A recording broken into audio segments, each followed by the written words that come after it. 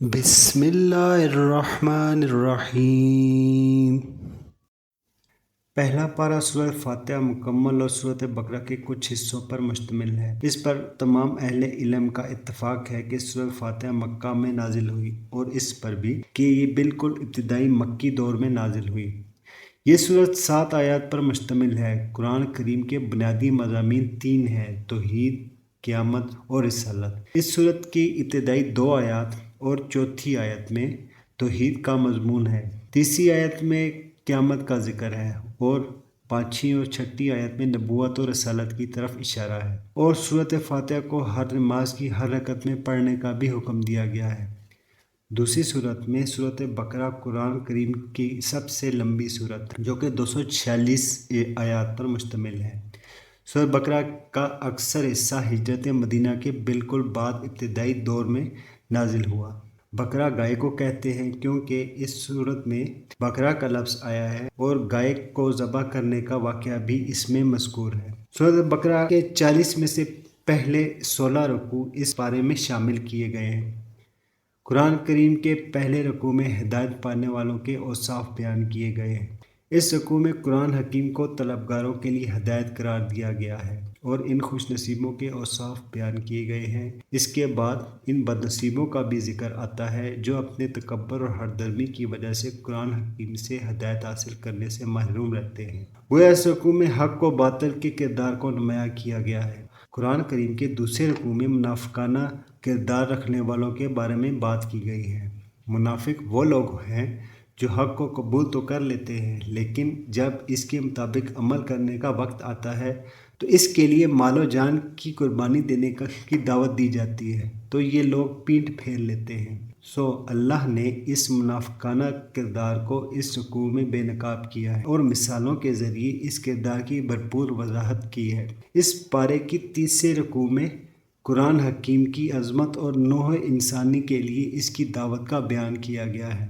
اس رکوع میں اللہ نے آگاہ فرما دیا کہ بعض ایسے سفاک لوگ ہوتے ہیں جنہیں قرآن سے ہدایت نہیں بلکہ گمراہی ملتی ہے۔ یہ وہ لوگ ہیں جو اللہ کے ساتھ عہد کرنے کے بعد اسے پورا نہیں کرتے، اور جس چیز کے ساتھ اللہ نے تعلق قائم کرنے کا حکم دیا اس سے تعلق توڑ دیتے ہیں، اور زمین میں اللہ کی نافرمانی کر کے فساد پھیلاتے ہیں۔ اس پارے کے چوتھے رکوع میں قرآن پاک کا فلسفہ بیان کیا گیا ہے، اور فلسفے کے مطابق کائنات، خالق اور انسان کے بارے میں سوال کا جواب دیا گیا ہے۔ اس رکوع میں بتایا گیا ہے کہ کائنات اللہ نے بنائی، انسان کو بھی اللہ نے پیدا کیا اور اسے کائنات میں خلافت کا منصب عطا کیا۔ تمام فرشتوں اور ابلیس نامی جن یعنی شیطان کو اس کے سامنے سجدہ ریز ہونے کا حکم دیا۔ ابلیس نے ایسا کرنے سے انکار کر دیا۔ اس پر اللہ نے حضرت آدم کو آگاہ کیا کہ ابلیس ان کی نسل کو اللہ کی نافرمانی کی طرف راغب کرے گا، اور اس کے شر کے مقابلے میں اللہ انسانوں پر ہدایت نازل فرمائے گا، کیونکہ ہدایت پر عمل کرنے والا کامیاب اور اس سے روح پھیرنے والا عذاب کا شکار ہوگا۔ پانچویں رکوع میں بنی اسرائیل کے لیے ہدایت کا خلاصہ بیان کیا گیا ہے۔ اس رکوع میں سابقہ امت مسلمہ یعنی بنی اسرائیل کو نصیحت کی گئی ہے کہ قرآن مجید پر ایمان لاؤ، باجماعت نماز کا اہتمام کرو اور اپنے قول و فعل کے تضاد سے بچو۔ ایسا نہ ہو کہ تم لوگوں کو تو اچھی بات کی نصیحت کرو اور خود اپنے آپ کو بھول جاؤ۔ چھٹے رکوع میں بنی اسرائیل پر اللہ کے انعامات کا ذکر ہوا ہے، اور ان کی ناشکری اور نافرمانی کا بیان آیا ہے۔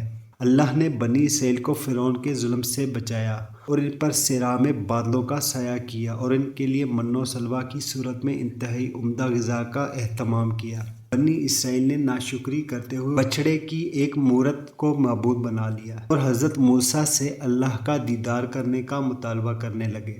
سزا کے طور پہ اللہ نے انہیں مختلف عذابوں سے دوچار رکھا۔ ساتویں رکوع میں بنی اسرائیل کی ناشکری کی سزا اور ذلت و محتاجی کا بیان ہے۔ اللہ تعالیٰ نے بنی اسرائیل کو بے شمار ظاہری اور باطنی، دینی اور دنیاوی نعمتوں سے نوازا۔ مثلاً ان کے اندر کثرت سے انبیاء پیدا فرمائے اور دنیاوی خوشحالی عطا کی، اور پتھر سے معجزانہ طریقے سے 12 چشمے جاری کر کے ان کے 12 خاندانوں کو سیراب کرنے کا انتظام کیا، مگر یہ سرزمین پر فساد پھیلانے لگے اور اللہ کی دی گئی نعمتوں کے مقابلے میں لہسن، پیاز، دال، روٹی کا مطالبہ کرنے لگے اور اللہ کا شکر ادا کرنے کی بجائے حضرت موسیٰ سے کہنے لگے کہ ہم من و سلوہ کھا کھا کر اکتا چکے ہیں اور زمین سے پیدا ہونے والی فصلوں کا تقاضا کرنے لگے۔ اللہ نے ان پر نعمتوں کا نزول ختم کر دیا اور ان کو کھیتی باڑی کے ذریعے اپنے لیے غلہ پیدا کرنے کا حکم دیا۔ وہ محنت مشقت کے عادی نہ رہے تھے، لہٰذا شدید محتاجی اور غذائی قلت سے دوچار ہوئے۔ اس رکوع میں گائے کے حوالے سے ایک واقعہ بیان کیا گیا ہے۔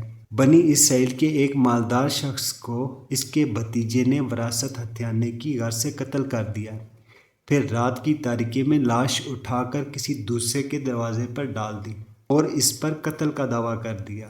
اللہ تعالیٰ نے حضرت موسیٰ علیہ السلام کے ذریعے پیغام میں گائے ذبح کرنے اور اس کا گوشت کا کچھ حصہ اس مقتول کے جسم کے ساتھ لگانے کا حکم دیا۔ ایسا کرنے سے مقتول زندہ ہو کر اٹھ بیٹھا اور اس نے اپنے قاتل کی نشاندہی کر دی، اور اتفاق سے انہی دنوں میں بنی اسرائیل کا ایک گروہ مرنے کے بعد کی زندگی کا بھی انکار کرتا تھا۔ اس معجزے کے بعد اس گروہ پر بھی ایک حجت قائم ہو گئی۔ 9ویں رکوع میں بنی اسرائیل کے عوام کے بارے میں آگاہ کیا گیا کہ وہ شریعت کا علم تو رکھتے ہی نہیں بلکہ اپنی خواہشات کو شریعت پر ترجیح دیتے ہیں۔ اللہ کا ضابطہ تو یہ ہے کہ جس نے جان بوجھ کر گناہ کیا اور وہ اس گناہ کو اپنے لیے جائز سمجھنے لگا تو جہنمی ہے اور وہ اس میں ہمیشہ کے لیے رہے گا، لیکن ہاں جو لوگ ایمان لائے اور اچھے اعمال کرتے رہے وہ جنت کی نعمتوں کا فائدہ اٹھائیں گے۔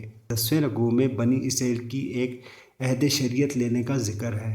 انہوں نے شریعت پر عمل کرنے کا عہد لیا لیکن اسے توڑ دیا۔ شریعت کی کچھ باتوں پر تو عمل کیا لیکن کچھ کے خلاف ورزی کی۔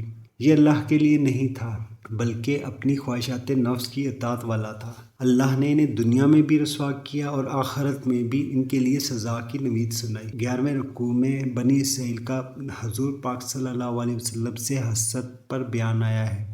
بنی اسرائیل اچھی طرح جانتے ہیں کہ حضرت محمد صلی اللہ علیہ وسلم سچے رسول ہیں اور وہ حسد کی وجہ سے آپ صلی اللہ علیہ وسلم پر ایمان نہیں لاتے۔ وہ اس لیے کہ نبی پاک کا تعلق بنی اسرائیل سے کیوں نہیں؟ ان کی ساری بدعنوانیوں کا سبب یہ ہے کہ وہ دنیا کی زندگی سے محبت کرتے ہیں۔ 12ویں رکوع میں بنی اسرائیل کی حضرت جبرائیل علیہ السلام سے دشمنی کا ذکر۔ وہ جبرائیل علیہ السلام پر الزام لگاتے تھے کہ انہوں نے ہم سے دشمنی کی، وہی ہمارے کسی فرد کی بجائے حضرت محمد صلی اللہ علیہ وسلم پر نازل کر دی۔ اس رکوع میں اس کا جواب بھی دیا گیا۔ حضرت جبرائیل نے اللہ کے حکم سے نبی پاک صلی اللہ علیہ وسلم کے قلب مبارک پر وحی نازل کی، اور جو اللہ اور اللہ کے پیغمبروں اور فرشتوں سے دشمنی کرے گا تو اللہ بھی ایسے بدبختوں کا دشمن ہے۔ 13ویں رکوع میں یہود کے ان اعتراضات کا جواب دیا گیا کہ اللہ نے تورات کو کیوں منسوخ کیا۔ جواب دیا گیا، اللہ بادشاہ ہے، اسے پورا اختیار ہے کہ جب چاہے اپنے احکامات کو بدل دے۔ اللہ بندوں کا خیر خواہ ہے اور ان کی سہولت اور ان کی آسانی کے مطابق احکامات نازل فرماتا ہے۔ ایک حکم کو منسوخ کرنے کے بعد اس جیسا یا اس سے بہتر حکم نازل فرماتا ہے۔ 14ویں رکوع میں آگاہ کیا گیا کہ یہودی اور عیسائی اس وقت تک راضی نہیں ہوں گے جب تک وہ ان کے طریقوں کی پیروی نہ کریں۔ مومنوں کے لیے بھلائی اور کامیابی کا راستہ یہ ہے کہ قرآن حکیم کی دی ہوئی ہدایت پر عمل کریں اور قرآن پاک کی تلاوت اس طرح کریں جیسے تلاوت کرنے کا حق ہے۔ 15ویں رکوع میں بیان کیا گیا ہے کہ حضرت ابراہیم کو کئی طریقے سے آزمایا گیا۔ انہوں نے والدین کی محبت، گھر کی محبت، وطن کی محبت، قوم کی محبت، اولاد کی محبت، غرض ہر محبت کو اللہ کی محبت کے سامنے قربان کر دیا، یہاں تک کہ اپنے بیٹے کو بھی اللہ کے حکم پر قربان کرنے کے لیے تیار ہو گئے، اور اللہ نے انہیں انعامات کے طور پر تمام انسانوں کا امام بنا دیا۔ انہوں نے شہر مکہ کو آباد کیا اور وہاں بیت اللہ کی تعمیر نو کرتے ہوئے اللہ سے دعا کی کہ اے اللہ ہمیں اپنی عبادت کے طریقے سکھا۔ 16ویں رکوع میں ملت ابراہیمی کی وضاحت کی گئی۔ ملت ابراہیمی یہ ہے جیسے ہی اللہ کا حکم آئے فوراً اس کی تکمیل کی جائے، اور ارشاد ہوا، انہوں نے جو اعمال کیے ان کے لیے تھے اور تم جو اعمال کر رہے ہو وہ تمہارے لیے ہیں، اور تم سے یہ نہیں پوچھا جائے گا کہ وہ کیا کرتے تھے۔ کسی سے نسلی تعلق کا آخرت میں بخشش کا ذریعہ نہ سمجھا جائے بلکہ اللہ تو کردار دیکھتا ہے۔ اللہ ہمیں بھی اچھا کردار اختیار کرنے اور نیک لوگوں کی پیروی کرنے کی توفیق عطا فرمائے، آمین۔